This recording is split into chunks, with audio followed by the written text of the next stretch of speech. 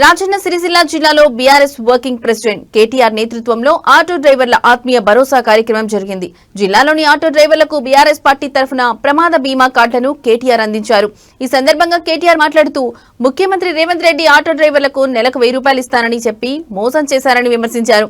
రాష్ట్ర వ్యాప్తంగా 6 లక్షల మంది ఆటో అన్నలకు 1560 కోట్లు బాకీగా ఉన్నాయని కేటీఆర్ ధ్వజమెత్తారు. గత అక్టోబర్ నుంచి ప్రమాద బీమా రద్దయిందని, దీంతో ఆర్థిక ఇబ్బందులు భరించలేక 93 మంది పైగా ఆటో డ్రైవర్లు ప్రాణాలు కోల్పోయారని కేటీఆర్ మండిపడ్డారు. 420 హామీలు నోటికొచ్చిన అడ్డమైన అబద్దాలు చెప్పుకుంటా సంపుకొని మొత్తానికైతే ఇవాళ గద్దెనెక్కి కూర్చున్నాడు. కూర్చొని ఏం చేసిండు మరి 2 ఏళ్లు? మీకు నెలకు 1000 రూపాయలు ఎత్తా అన్నాడు. నెలకు 1000 రూపాయలు 24 నెలలు అయిపోయాయి. నెలకు 1000, 6.5 లక్షల మంది ఆటో డ్రైవర్లు అనుకో. నెలకు ఎంత అవుతుంది? 6.5 లక్షలు ఇంటూ 1000 అంటే 65 కోట్లు. సంవత్సరానికి ఎంత అవుతుంది? 780 కోట్లు. 2 ఏళ్లకి ఎంత అవుతుంది? 1560 కోట్లు. ఇలా ఆటో అన్నలకు రాష్ట్రంలో రేవంత్ రెడ్డి ఎంత బాకీ ఉన్నాడు? 1560 కోట్లు బాకీ ఉన్నాడు. యాది పెట్టుకోరు మీరు. కాంగ్రెస్ వాడు మళ్ళా ఓటాడితే చెప్పాలి, బిడ్డ బాకీ ఉన్నావు, అదేవాడు కడతాడు రా అని అడగాలి. ఒక్కొక్క ఆటో మీద ఎంత బాకీ ఉన్నాడు? 2 ఏళ్లకు 24,000, నెలకు 1000 రూపాయల చొప్పున 24,000 రూపాయలు బాకీ ఉన్నాడు. రేవంత్ రెడ్డి ఏమనుకుంటాడు ఎరికేనా? నాకు ఎరికే.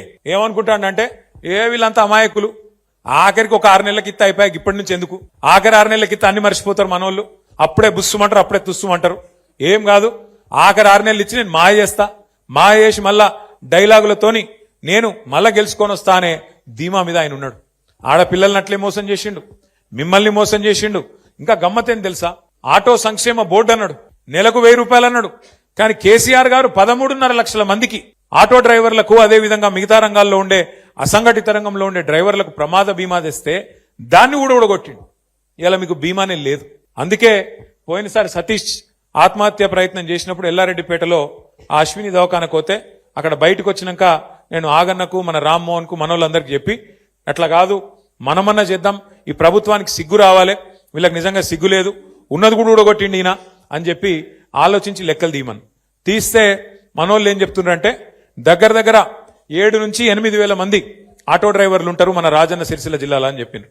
నేనేం చెప్పినా అంటే ఒక ప్యాసింజర్ ఆటోనే కాదు, ట్రాలీ ఆటో ఉండొచ్చు, లేదా ఇంకొక మాట కూడా నేను మీకు ఇస్తా ఉన్నా ఈరోజు. ఒక ప్యాసింజర్లు మాత్రమే కాదు, ప్యాసింజర్ ఆటోలు మాత్రమే కాదు, ట్రాలీ ఆటోలు గాని, వ్యాన్లు గాని, అట్లాగే జీపులు గాని, లారీలు గాని, టాక్సీలు గాని, ట్రాక్టర్లు గాని, వాళ్ళ లిస్టు కూడా తీయండి.